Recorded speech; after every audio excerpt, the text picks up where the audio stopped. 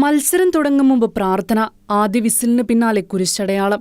ലോക ഫുട്ബോളിന്റെ തിരക്കേറിയ മൈതാനങ്ങളിൽ വിശ്വാസത്തിന്റെ സാക്ഷ്യമായി മാറുകയാണ് പോളണ്ടുകാരനായ ഫിഫ റെഫറി ഡാമിയൽ സിൽവസ്ട്രാക്. വിശ്വാസം ജീവിതത്തിന്റെ വഴികാട്ടിയാണെന്ന് തുറന്നു പറയുന്ന ഈ റെഫറിയുടെ ജീവിതകഥ ശ്രദ്ധ നേടുകയാണ്. പോളണ്ടിലെ ഫിഫ റെഫറിയായ ഡാമിയൽ സിൽവസ്ട്രാക്കിന് വിശ്വാസം സ്വകാര്യ ജീവിതത്തിൽ ഒതുങ്ങുന്ന ഒന്നല്ല. മൈതാനത്തിലും ജീവിതത്തിലും ഓരോ തീരുമാനത്തെയും നയിക്കുന്ന ശക്തിയാണത്. ഓരോ മത്സരത്തിനും മുമ്പ് ലോക്കർ റൂമിൽ പ്രാർത്ഥനയ്ക്കായി സമയം കണ്ടെത്തുന്ന അദ്ദേഹം ആദ്യ വിസിൽ മുഴക്കിയതിനു ശേഷം കുരിശടയാളം വരയ്ക്കുന്നത് പതിവാണ്. ദൈവത്തോടുള്ള നന്ദിയും വിശ്വാസവും പ്രകടിപ്പിക്കുന്ന ഈ പ്രവൃത്തി തന്റെ ജീവിതത്തിന്റെ ഭാഗമാണെന്ന് അദ്ദേഹം പറയുന്നു.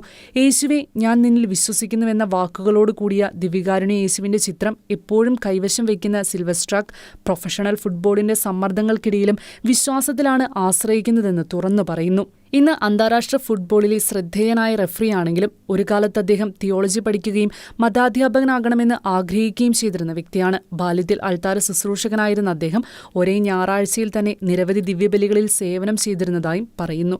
മത്സരങ്ങൾക്ക് മുമ്പ് കുരിശടയാളം വരയ്ക്കുന്നത് അവസാനിപ്പിക്കണമെന്ന് ചിലർ ആവശ്യപ്പെട്ടിട്ടുണ്ടെങ്കിലും ഭയമില്ലാതെ അത് തുടരുകയാണെന്നും അദ്ദേഹം വ്യക്തമാക്കുന്നു.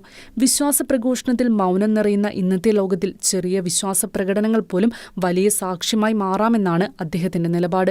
ഭാര്യയോടും 3 മക്കളോടും കൂടി കുടുംബജീവിതത്തിലും പ്രാർത്ഥനയ്ക്ക് പ്രാധാന്യം നൽകുന്ന സിൽവസ്ട്രാക് വിശ്വാസത്തെ തന്റെ ജീവിതത്തിന്റെ കോമ്പസ് എന്നാണ് വിശേഷിപ്പിക്കുന്നത്.